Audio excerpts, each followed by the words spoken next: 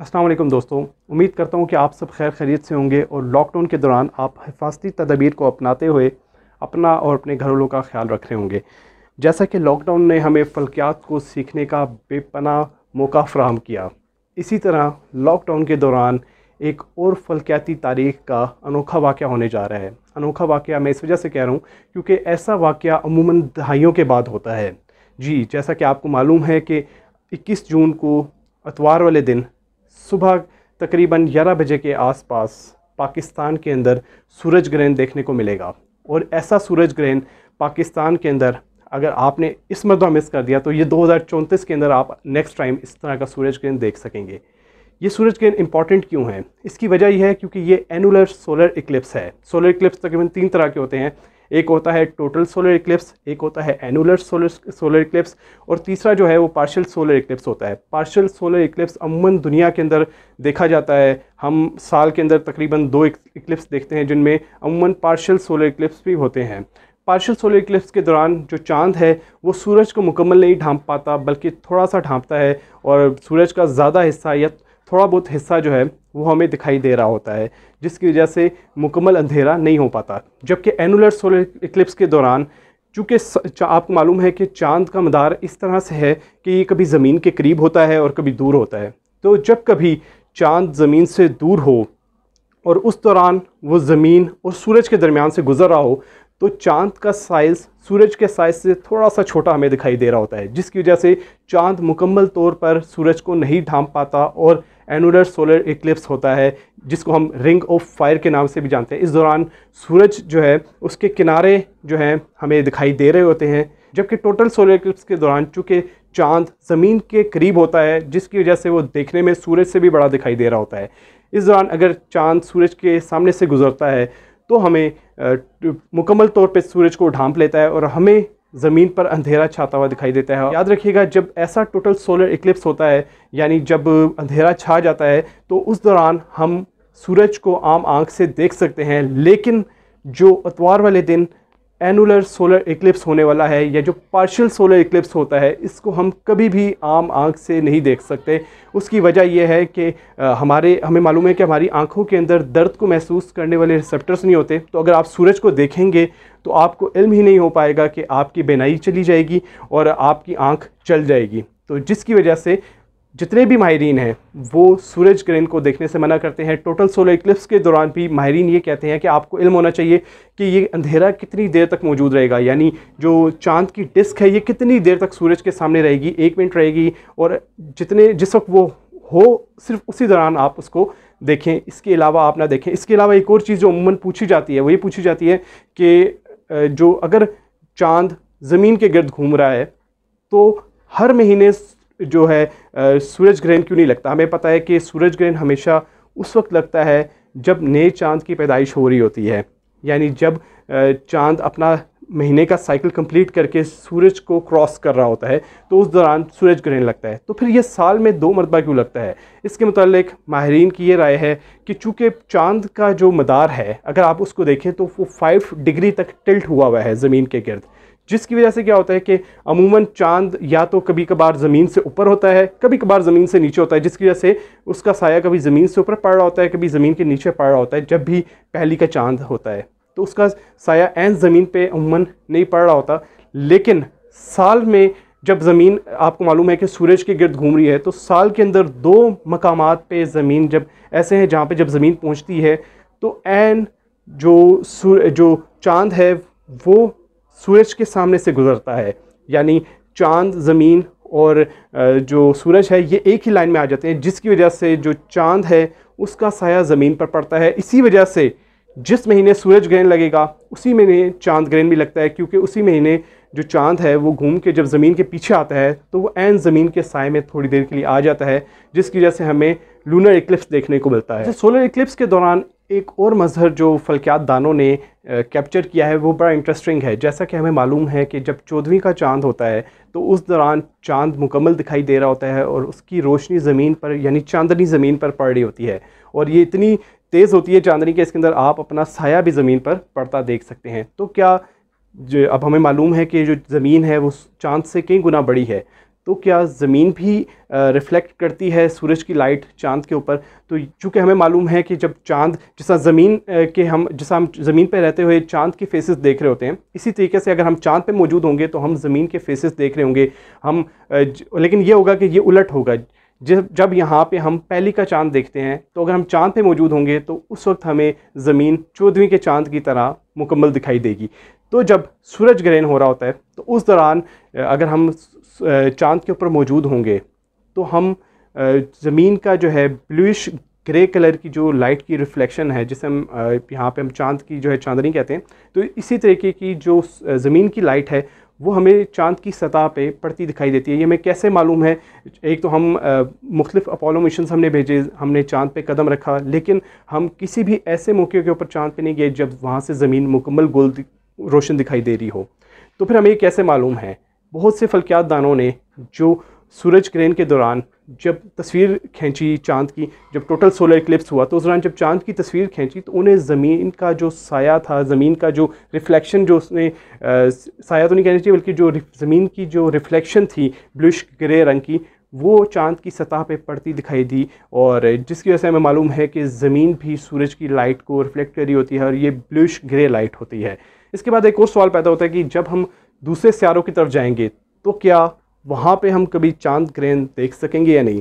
तो इस हवाले से माहिरीन की राय ये है कि अब चूँकि हम जब यहाँ से हिजरत करेंगे, यहाँ से ज़मीन से अगर कभी हम जाते हैं तो हमारा जो अगला ठिकाना है वो चाँद पे स्टे करना होगा। चाँद पे तो हम सूरज ग्रहण तो लाजमन हम देख सकेंगे, क्योंकि जब ज़मीन पे लूनर इक्लिप्स हो रहा था तो उस दौरान चाँद के ऊपर सोलर इक्लिप्स हो रहा होता है।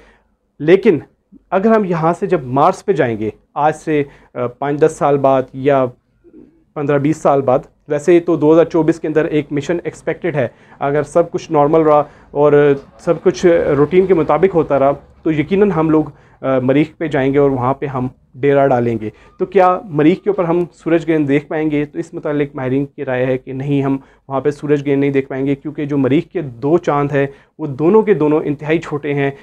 यानी वो जब सूरज के सामने से गुजरते हैं तो वो मुकम्मल तौर पे सूरज को कवर नहीं कर पाते, जिस वजह से हमेशा वहाँ पे हम पार्शियल सोलर इक्लिप्स देखेंगे या हम ट्रांजिट वहाँ पे देखेंगे। ट्रांजिट का मतलब है कि हम जो एस्ट्रोनॉमी के अंदर हम देखें तो ये इस वाक़े को कहते हैं जब सूरज के सामने से कोई भी फल्कियाती जिस्म गुजर रहा हो। उम्मन सियारे जब गुजरते हैं, जिसमें मरकरी या वीनस गुजर रहा होता है, तो उस दौरान हम एक डॉट की सूरत के अंदर उन्हें सूरज के सामने से गुजरता देख सकते हैं। मुझे जो ग्लासेस लगी हैं इसकी वजह भी यही है कि जब मरकरी ट्रांजिट हो रहा था, आई थिंक 2004 की बात है, तो उस वक्त मेरे पास एक्सरे था।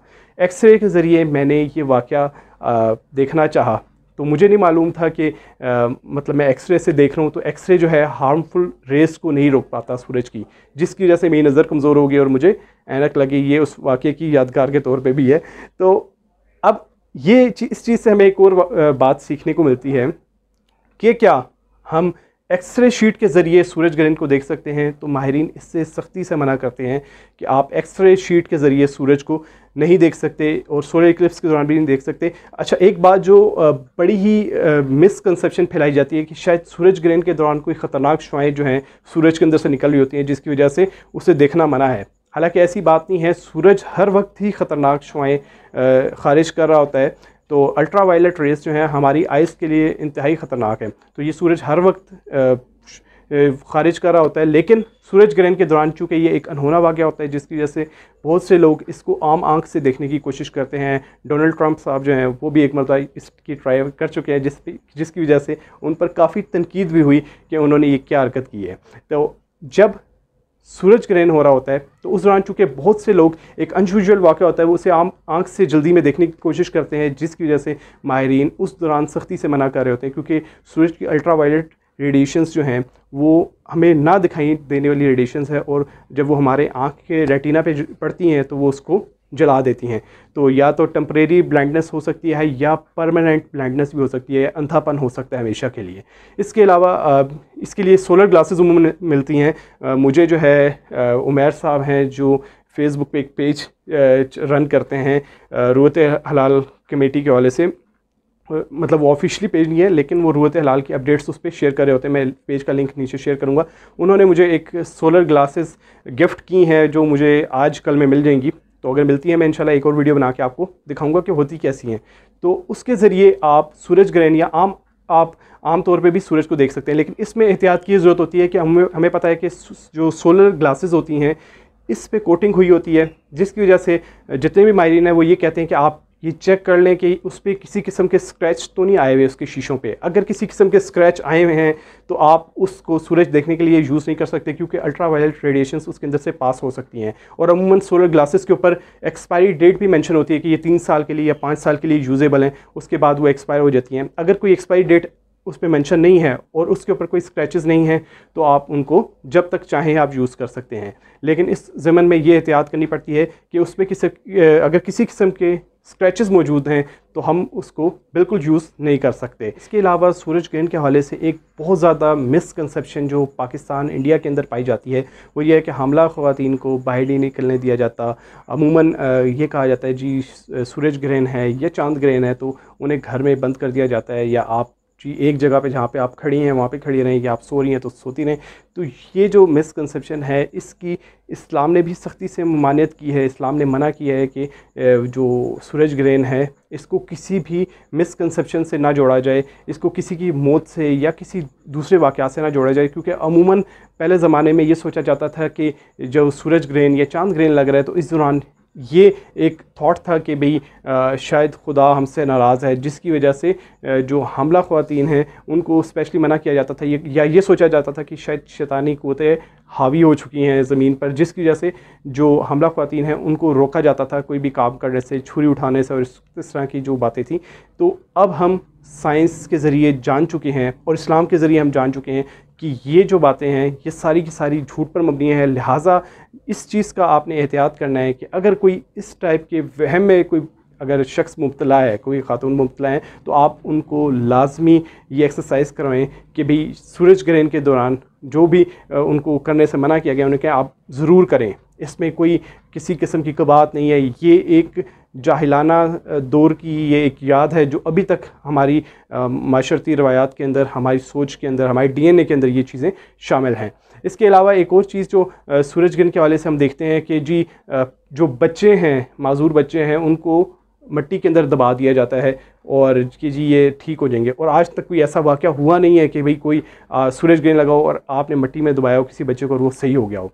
तो लिहाजा इस हवाले से भी इन तोहमात से बचा जाए, क्योंकि साइंस के ज़रिए हमें, इस्लाम के ज़रिए हमें इल्म हुआ है कि भाई जितनी भी तोहमात हैं इनका हकीकत में किसी किस्म का वजूद नहीं है। सोलर इक्लिप्स को एंजॉय करें, जो इस्लाम ने तरीका बताया है, नमाज कसूफ़, नमाज खसूफ़ जो चांद ग्रहण के दौरान अदा की जाती है उनका एहतमाम करें। अगर आपके पास सोलर ग्लासेस नहीं है तो आप प्रोजेक्शन के ज़रिए या आप अपने मोबाइल फ़ोन के कैमरे के ज़रिए आप देख सकते हैं सूरज ग्रहण। अमूमन माहिरीन कहते हैं कि मोबाइल फ़ोन का जो कैमरा है इसका अपर्चर इतना ज़्यादा नहीं होता कि ये इतनी ज़्यादा लाइट आए कि मोबाइल कैमरा ख़राब हो जाए, लेकिन एहतियात करनी चाहिए, ज़्यादा देर इसको पॉइंट करके ना रखें सूरज की तरफ। आप मोबाइल कैमरे की मदद से आप सूरज ग्रहण देख सकते हैं। आप कैमरा पॉइंट करें और उसके बाद आप मोबाइल की स्क्रीन से सूरज ग्रहण देख सकते हैं, क्योंकि जो सूरज की हार्मफुल रेडिएशंस हैं वो मोबाइल स्क्रीन को क्रॉस करके आप तक नहीं पहुंच सकेंगी। अगर आपके पास डिजिटल कैमरा है तो उससे कतन आप सूरज ग्रहण देखने की कोशिश ना करें, क्योंकि डिजिटल कैमरा, ये जो प्रोफेशनल कैमराज हैं उनका चूँकि लेंस बड़े होते हैं लिहाजा उनका अपर्चर ज़्यादा होता है तो वो लेंस को चला सकते हैं। इसके अलावा आखिरी बात के सोलर इक्लिप्स को कभी भी टेलीस्कोप की मदद से आप देखने की कोशिश ना करें, तो क्योंकि विद इन सेकेंड आपकी आंख ज़ाया होने का खदशा है। टेलीस्कोप के आगे एक सोलर फ़िल्टर मिलता है, वो आप लगा के आप सूरज ग्रहण को बआसानी देख सकते हैं। तो सोलर इक्लिप्स को आप एंजॉय करें, क्योंकि ऐसा वाक़या अब हमें दोबारा 2034 में देखने को मिलेगा। और इस्लामाबाद के अंदर जो 2034 के अंदर सूरज ग्रहण होगा वो 100% सोलर इक्लिप्स होगा, वो टोटल सोलर इक्लिप्स होगा। उस दौरान चाँद ज़मीन के करीब होगा, जिसकी वजह से जो चाँद है वो मुकम्मल तौर पे सूरज को ढांप लेगा। तो अगर देखा जाए तो जो 2034 का सोलर इक्लिप्स है वो इससे ज़्यादा बेहतर होगा, लेकिन अगर आप अभी वाला मिस कर देते हैं तो आपको मज़ीद फिर 14 साल तक इंतज़ार करना पड़ेगा। तो आप इस इक्लिप्स को लाजमी देखें, इसके बाद हमें अपनी फ़ीडबैक से आगाह करें। और जितने भी तोहमात परस्त हैं, जितने भी तोहम परस्त लोग हैं, उन सब तक आप ये मैसेज लाजमी पहुँचाए कि कोई सूरज ग्रहण, कोई चांद ग्रहण, ये कोई भी सितारा आपके मुस्तकबिल का फ़ैसला नहीं कर सकता, आपके ऊपर असर नहीं कर सकता। इसके अंदर से कोई ऐसी ख़तरनाक रेडिएशंस नहीं निकलती, सिर्फ देखने से मना करते हैं। उसका भी मैंने पूरी साइंस अभी आपको बताई है। इसके अंदर से कोई ऐसी हार्मफुल रेडिएशंस नहीं निकलती कि जो हमला ख़वातीन के बच्चों पर असरअंदाज हों। तो लिहाजा जो भी तोहमात का शिकार हैं उनको आप रोकिए, और ताकि हमारा जो पाकिस्तान है इसके अंदर से तोहमात का ख़ात्मा हो। उम्मीद करता हूँ कि आज की डिस्कशन आपको पसंद आई होगी। पसंद आने की सूरत में चैनल को सब्सक्राइब कीजिए, वीडियो को लाइक कीजिए और अपने तमाम दोस्तों के साथ शेयर कीजिए। इंशाल्लाह जल्द नई वीडियोज़ के साथ आपसे मुलाकात होगी। आप सबका बहुत बहुत शुक्रिया। अल्लाह हाफ़िज़।